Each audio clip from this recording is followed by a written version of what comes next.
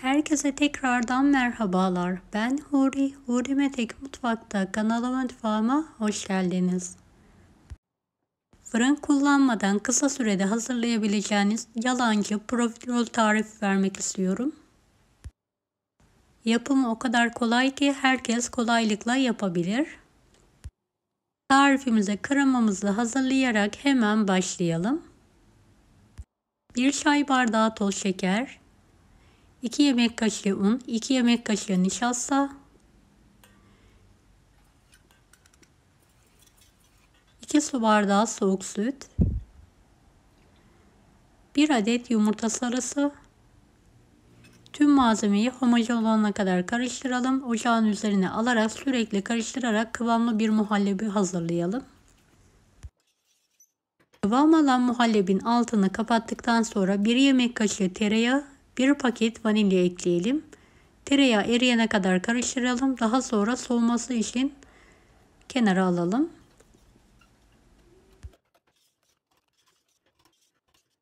Keki için 4 adet tam yumurta, 1,5 su bardağı toz şeker. Şöyle 5-6 dakika karıştıralım. Yarım çay bardağı sıvı yağ, 1 çay bardağı ılık su,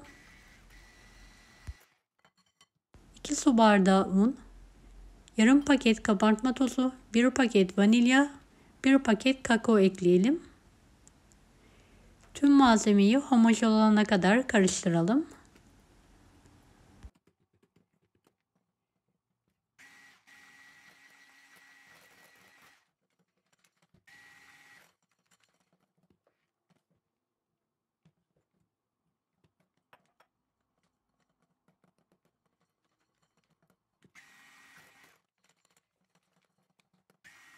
Kıvam alan kek harcımızı 3 eşit olacak şekilde ayıralım.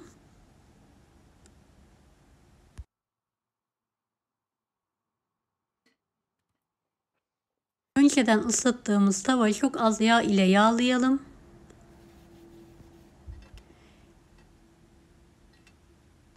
Böldüğümüz kek harcını dökerek yayalım.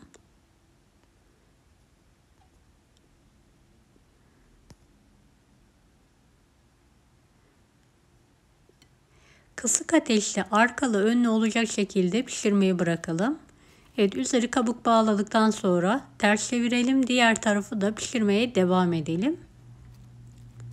Belli bir süre pişirdikten sonra altındaki yağlı kağıdı alalım ve direkt şekilde pişirelim.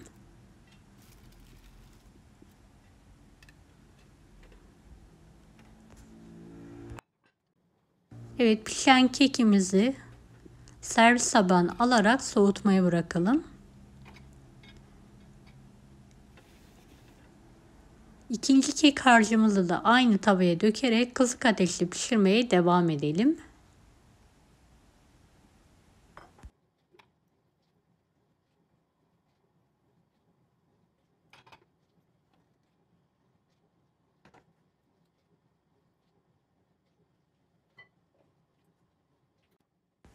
Evet, kekimiz pişerken üzeri için 200 gram sıvı kremayı ısıtmaya bırakalım.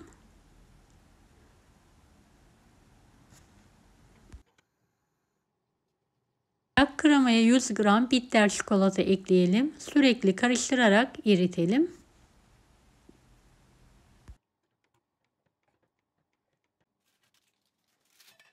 Evet, pişen kekimizi de ters çevirelim ve diğer tarafı da pişirmeye devam edelim. Evet, ikinci kekimiz de pişti. Servis tabağına alarak soğutmayı bırakıyorum. Bunun için hazırladığımız çikolata sosu da soğutmaya alalım.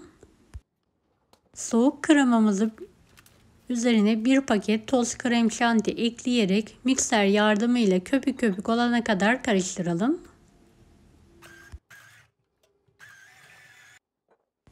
Şöyle çok az süt ilavesi yaparak kıvam alana kadar karıştırmaya devam edelim.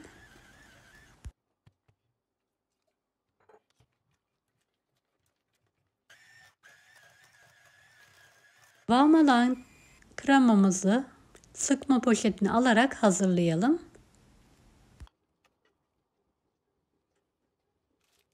Videomu izlerken buraya kadar geldiyseniz yorum kısmına herhangi bir emoji bırakırsanız bana destek olmak için sevinirim. Kekimizi büyük bir su bardağı yardımıyla yuvarlak keselim.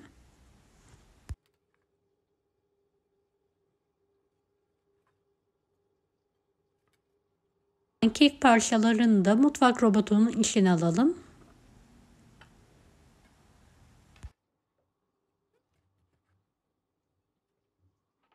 Kalan keki parçalar halinde kopartarak mutfak robotunun içine alarak un haline getirelim.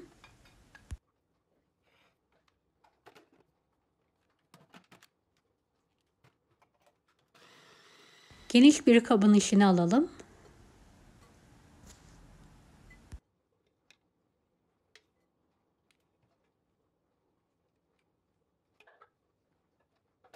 Hazırladığımız kremadan sıkalım. Bir miktarda üzerine hazırladığımız çikolata sostan gezdirelim.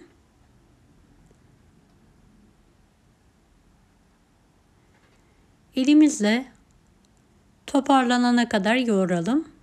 Gerekirse krema ilavesi yapalım.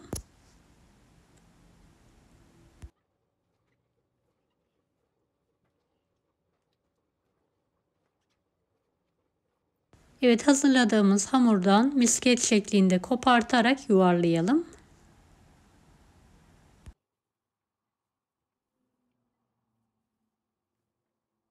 Tüm hamur bitene kadar aynı işlemi yapmaya devam edelim.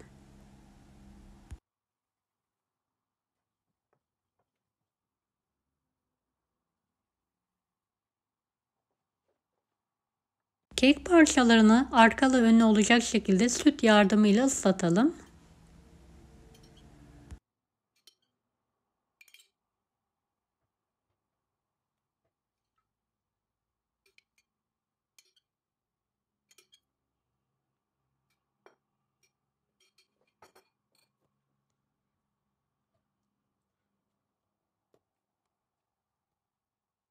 Krema sıkalım.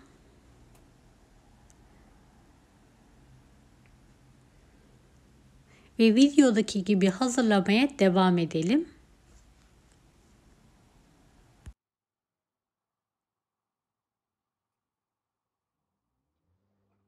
Üzerine misket şeklinde hazırladığımız topları yerleştirelim. Aralarında krema sıkalım.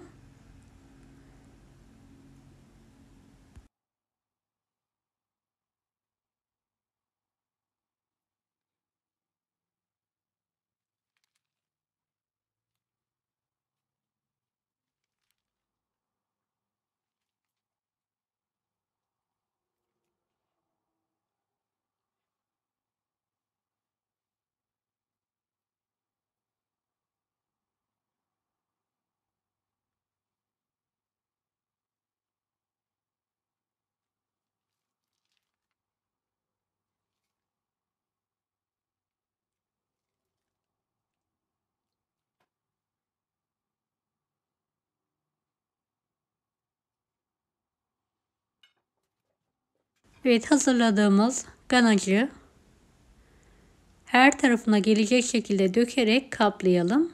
Bu aşamada ganajın soğuk olmasına dikkat edelim. Benimki fazla soğuk olmadığı için tam kaplayamadı.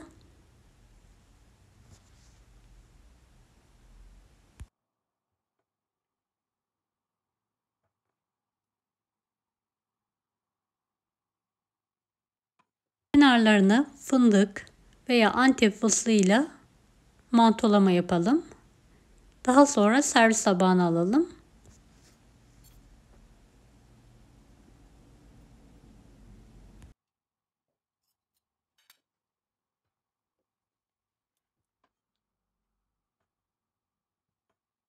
Porsiyonluk yalancı profiterollerimizi çikolata sosu ile kaplamaya devam edelim.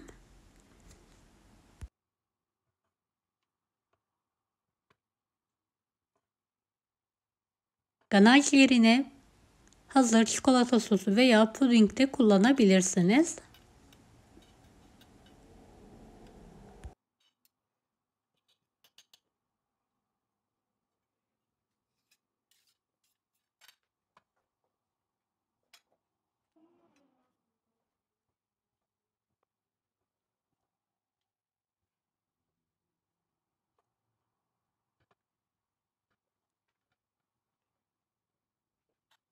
Evet, bir kısmını Antep fıstığıyla bir kısmını da fındıkla mantolama yaptım. Dilediğiniz şekilde hazırlayabilirsiniz.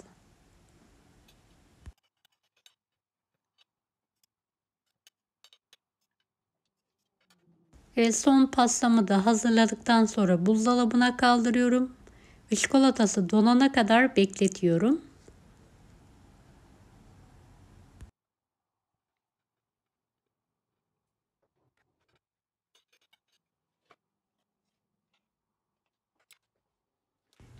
Evet, üzerindeki çikolata sosu soğuk olmadığı için yeteri kadar kaplamadı. Kakao serpiyorum.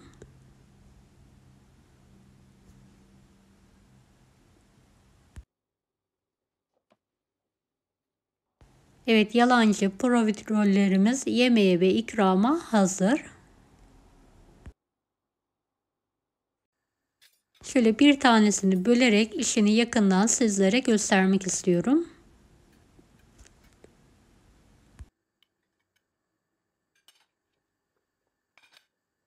Gerçekten çok lezzetli oldu. Mutlaka deneyin. Deneyecek olanlara şimdiden kolaylıklar dilerim. Kanalıma ücretsiz abone olmayı unutmayın. Bir dahaki videolarda görüşmek üzere. Allah'a emanet olun. Hoşça kalın.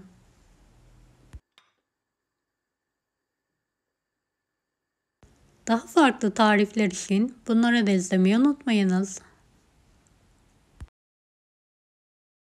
Kolay gelsin herkese.